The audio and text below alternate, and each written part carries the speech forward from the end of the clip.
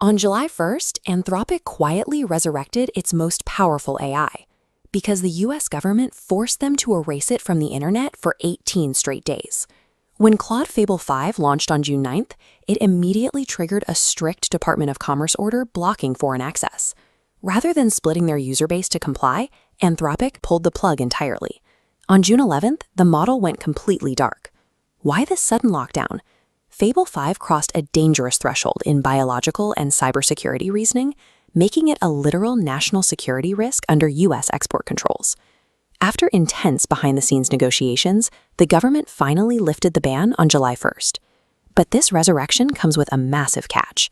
Fable 5 is no longer freely accessible. It is now locked behind strict usage caps and a huge premium price tag. The frontier of artificial intelligence is no longer just a technology race. Every major new model must now pass through a Washington national security checkpoint before the public is allowed to use it.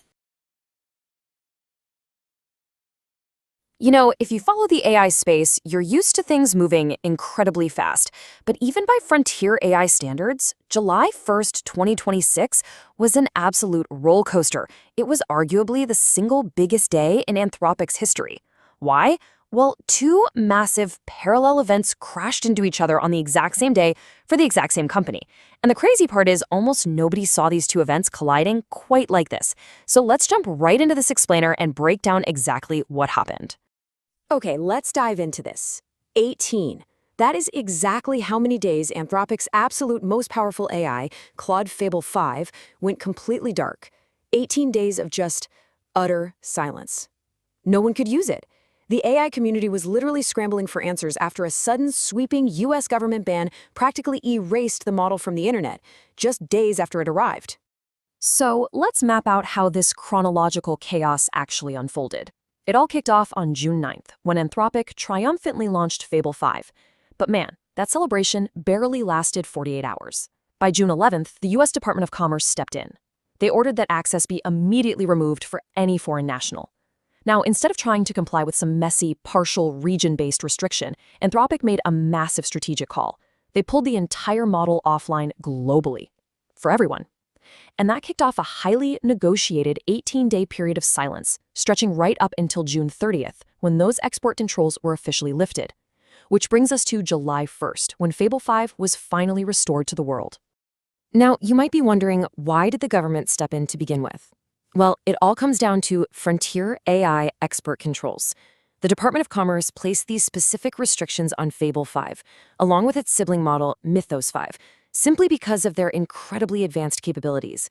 Specifically, the government flagged potential biological and cybersecurity risks. In Washington's eyes, this wasn't political, it was treated purely as a straightforward matter of national security classification. The model was just so capable that it automatically tripped the wires of export control rules that are designed to keep sensitive tech secure. But when Fable 5 finally did come back online on July 1st, it definitely wasn't a free-for-all. The restored model returned with some strict new terms and limits. For starters, it was only made available to Pro, Max, Team, and Select Enterprise plans. And even them, it was heavily gated. Initially, it was included in just 50% of weekly usage limits up until July 7th. After that date, access completely shifted to being billed via separate usage credits, entirely outside of the standard subscription. Talk about a strict allowance, right? Now, what's really interesting here is the staggering contrast in cost when we look at the other major events that happened on July 1st.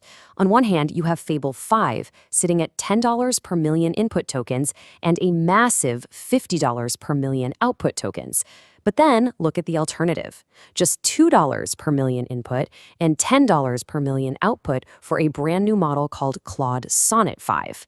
We're talking about a massive 5x cost difference, and that perfectly sets up the incredible second half of our explainer today. Section 2, Claude Sonnet 5, the new default for everyone. Because while all that drama was unfolding with Fable 5 behind closed doors in Washington, Anthropic quietly executed an absolute masterstroke. On the exact same day, they made Sonnet 5 the new default for everyday users, and nobody had to lift a finger or upgrade their subscription to get it. And the data brilliantly illustrates exactly what kind of upgrade we are talking about here.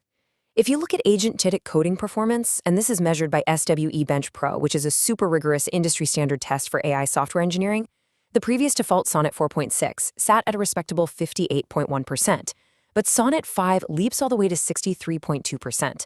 What you really should take away from this is the real-world power of Sonnet 5. It is performing incredibly close to Anthropic's flagship Opus 4.8, but at a mere fraction of the cost. That is a tremendous jump in actual real-world task completion. Of course, with great power comes a few technical caveats, especially for the builders out there. If you're a developer, you really need to pay attention to these details. First off, Sonnet 5 introduces a brand new tokenizer, which means it produces roughly 1.0 to 1.35 times more tokens from the exact same text. On top of that, Anthropic completely removed support for temperature and sampling parameters. Those are the specific settings developers usually tweak to control the AI's creativity and randomness.